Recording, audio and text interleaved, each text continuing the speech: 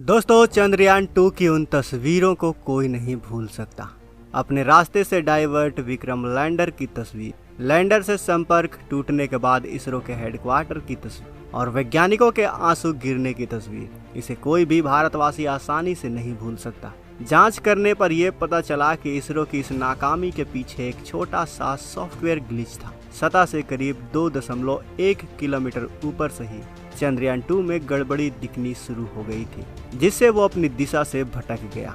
अगर उस समय चंद्रयान 2 सफलतापूर्वक लैंड कर जाता तो भारत चांद पर सॉफ्ट लैंडिंग करने वाला आज चौथा देश बन भी गया होता। आज हमारा चंद्रयान 3 कुछ और काम के लिए चंद्रमा पर जा रहा होता। चंद्रयान 2 से पहले इजराइल और जापान का लैंडर भी एक सॉफ्टवेयर ग्लिच के कारण क्रैश हो गए थे, लेकिन हमारे भारत ने हार नहीं मानी, हमारे वैज्ञानिकों ने हार नहीं मानी और उस गलती से सीख लेते हुए चंद्रयान 3 को लॉन्च कर दिया।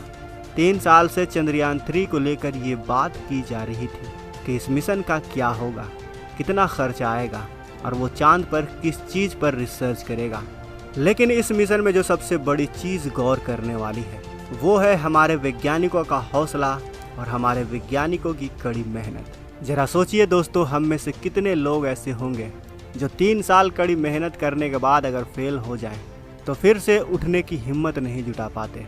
लेकिन हमारे वैज्ञानिक ऐसे हैं जो बार बार फेल होने के बाद भी फिर से उठ खड़े होने की हिम्मत दिखाते हैं, और उनकी हिम्मत, उनका हौसला हम ही हैं दोस्तों। इसलिए वीडियो में आगे जाने से पहले हम आपसे एक रिक्वेस्ट करना चाहते हैं, इस वीडियो को लाइक करें, अपने दोस्तों के साथ ज़रूर से ज़रूर शेयर करें, क्योंकि चंद्रयान 3 का क्या होगा ये तो भगवान ही जाने, लेकिन हम अपने वैज्ञानिकों का हौसला बढ़ाने के लिए कुछ भी कर सकते हैं दोस्तों। इसलिए इस वीडियो को ज़्यादा से ज़्यादा लोगों तक शेयर करें और उन्हें भी कहें इस वीडियो को लाइक करने के लिए, ताकि वो भी हमारे वैज्ञानिकों का हौसला बढ़ा सकें। खैर, आगे बढ़ते हैं वीडियो में। दोस्तों, चंद्रयान 3 भारतीय स्पेस एजेंसी इसरो का प्रोजेक्ट है, जिसमें 615 करोड़ तक का खर्चा आया है। इस मिशन का मुख्य काम लैंडर और उसके अंदर रखे रोवर को सही सलामत चांद के साउथ पोल पर उतारना है। लेकिन चंद्रयान 3 मिशन इतना मुश्किल इसलिए है क्योंकि भारत चंद्रयान 3 को चांद के सबसे ऊबड़ खाबड़ एरिया साउथ पोल पर उतारना चाहता है। साथ ही साउथ पोल की दूसरी दिक्कत यह है कि वहां से पृथ्वी तक कम्युनिकेशन करना मुश्किल है और ना ही वहां कम्युनिकेशन रियल टाइम में हो सकता है। यानी हम जो सिग्नल अभी भेजते हैं वो सिग्नल वहां तक पहुंचने में कुछ मिनटों का वक्त लग जाता है, जिससे हमें सही पोजीशन का पता नहीं चल पाता, जिससे हम चांद के साउथ पोल को सीधा ऑब्जर्व नहीं कर सकते और लैंडिंग के लिए समतल जगह नहीं सिलेक्ट कर सकते। इसके अलावा अब तक साउथ पोल के इलाके पर रिसर्च भी नहीं किया गया है। इसरो का चंद्रयान 2 भी साउथ पोल पर ही क्रैश हुआ था और अब चंद्रयान 3 भी साउथ पोल पर उतरने वाला है। आपकी जानकारी के लिए बता दें कि चंद्रमा के दक्षिणी ध्रुव पर बने क्रिएटर्स अरबों सालों से सूरज की किरणों से छुपे हुए हैं। इस वजह से वहां का तापमान काफ़ी कम है और वहां पानी के बर्फ के रूप में मिलने की संभावना काफ़ी ज़्यादा है। कई देशों के ऑर्बिटर्स ने चांद के दक्षिणी ध्रुव की रिसर्च करने की कोशिश की है, लेकिन फिर भी इसकी अच्छे से जांच नहीं हो पाई है। भारत से पहले अमेरिका जून 1966 से जनवरी 1968 तक चांद पर 7 बार रोबोटिक मिशन भेज चुका है। इनमें से 5 सॉफ्ट लैंडिंग में सफल रहे। नासा के अपोलो मिशन के तहत फरवरी 1966 से दिसंबर 1972 के बीच नील आर्मस्ट्रॉन्ग समेत 24 अंतरिक्ष यात्रियों को चांद पर भेजा गया। वहीं रूस 1959 से 1976 के बीच 24 मून मिशन किए थे, जिसमें से 15 सफल रहे। सितंबर 1959 में लूना चांद पर पहुंचने वाला पहला मिशन था। लूना के 2 मिशन चंद्रमा की सतह से नमूने लेकर भी वापस आए। लूना 17 और लूना 21 मिशन ने चंद्रमा पर रोवर को भी उतारने में कामयाबी हासिल की। इसके अलावा चीन चांग सीरीज में 2007 से अब तक 5 बार मिशन भेज चुका है और सभी के सभी सफल रहे हैं। चांग E1 और चांग E2 में ऑर्बिटर भेजे गए। चांग E3 और चांग E4 में लैंडर और रोवर भी भेजे गए थे। 3 साल पहले चांग E5 चांद से मिट्टी और पत्थर भी लेकर आया था। लेकिन अब आपके मन में ये सवाल आ रहा होगा कि जब साउथ पोल में उतरना इतना मुश्किल है तो हम बार बार दक्षिणी ध्रुव पर ही क्यों उतरने की कोशिश कर रहे हैं। तो इसका जवाब यह है कि भारत के चंद्रयान 1 ने चांद के साउथ पोल पर ही पानी की खोज की है। चांद के इस इलाके में कुछ ऐसे क्रिएटर्स मौजूद हैं, ऐसे गड्ढे मौजूद हैं जिसमें पानी होने की संभावना है। इसके अलावा सूरज के रेडिएशन से दूर होने के कारण उन क्रिएटर्स में हमें माइक्रोवेव्स जैसे जीवन के संकेत भी मिल सकते हैं, जो पूरी दुनिया के लिए एक बहुत ही बड़ी खोज बन सकती है। जरा सोचिए दोस्तों, ऐसी खोज अगर हमारे भारत ने कर ली तो फिर भारत का नाम कितना ऊंचा हो जाएगा। अंतरिक्ष के क्षेत्र में भारत कितना नाम कमा लेगा। इसरो का मुकाम क्या हो जाएगा दोस्तों। इसलिए चंद्रयान 3 चांद की सतह और ऑर्बिट से डेटा कलेक्ट करेगा। इसमें एक लैंडर, प्रपल्सन मॉड्यूल और रोवर शामिल है।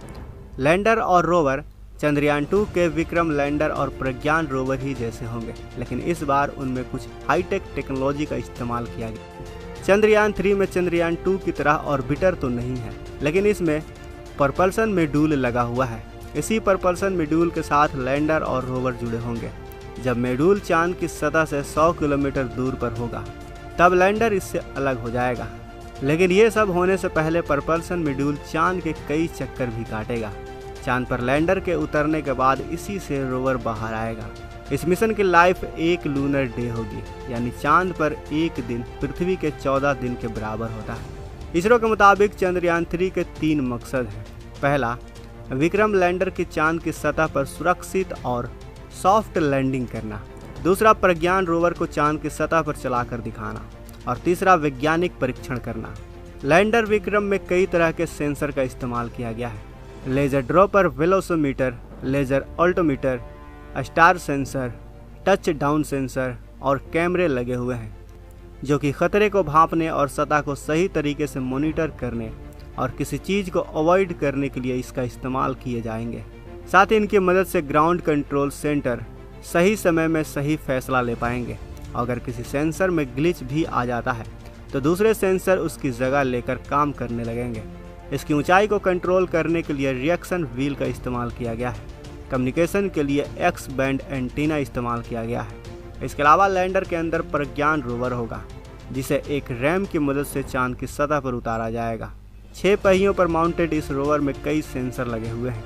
रोवर सबसे पहले लैंडर को डेटा ट्रांसफ़र करेगा, फिर लैंडर उसी डेटा को चांद के ऑर्बिट में मौजूद प्रपल्सन मॉड्यूल को भेज देगा और इसके बाद ही वो डेटा इसरो तक पहुंच पाएगा।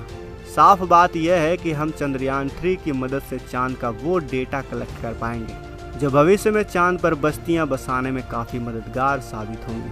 अगले साल नासा इस हिस्से पर अंतरिक्ष यात्रियों को उतारने वाला है। ऐसे में चंद्रयान 3 नासा के लिए भी काफ़ी खास है, क्योंकि चंद्रयान 3 को मिली जानकारी उनके मून मिशन के लिए काफ़ी मददगार साबित होगी। जरा सोचिए दोस्तों, अगर इसरो का मून मिशन सक्सेस हो जाता है तो फिर नासा भी हमारे इसरो की मदद लेगा।